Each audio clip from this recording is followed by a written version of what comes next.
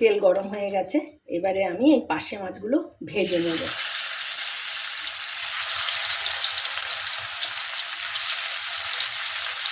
আজকের পার্শে মাছগুলো ফুলকপি আলু দিয়ে ঝোল করব।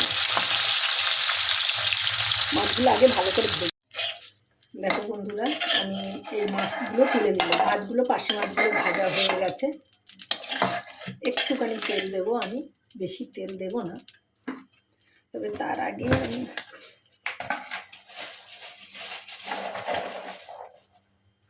কয়েকটা বড়ি ভেজে নেব। কয়েকটা বড়ি একটু ভেজে নেব। এই বড়িগুলো ভেজে, এই দেখো বড়ি ভাজা হয়ে গেছে। আমি এই বড়িগুলো তুলে নিলাম, অল্পই ভাজবো।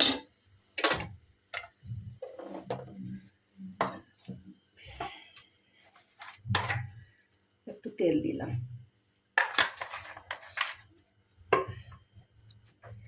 গরম।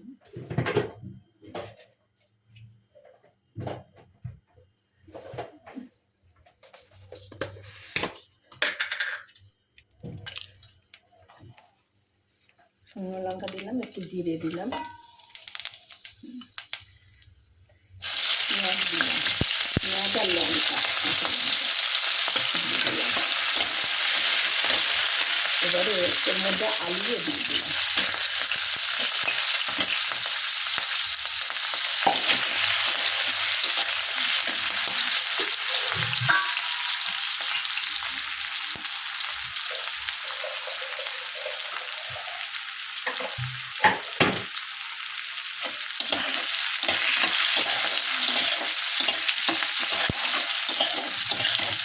এবারে আমি ফুলকপি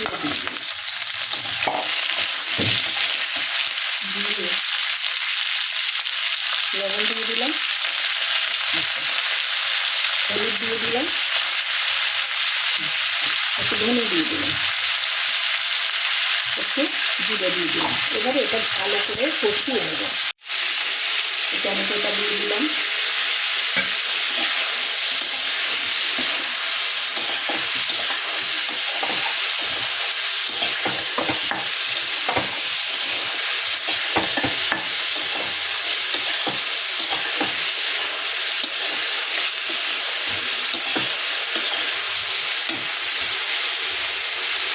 দেখো মশলা কষা হয়ে গেছে। অল্প একটু জল দেবো এখন।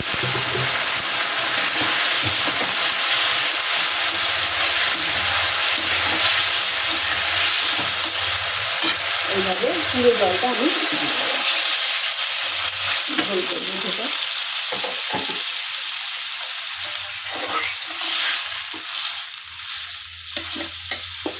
এটা হতে থাকো, ফুটতে লাগো। দেখো বন্ধুরা, এবারে মাছটা দিলাম আর বড়িটা দিয়ে দিলাম।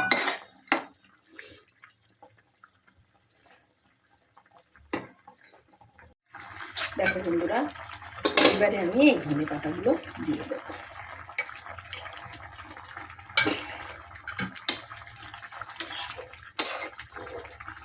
পার্শে মাছ দিয়ে ফুলকপি আলু ঝোল কমপ্লিট হয়ে গেছে। গ্যাস অফ করে দেবো।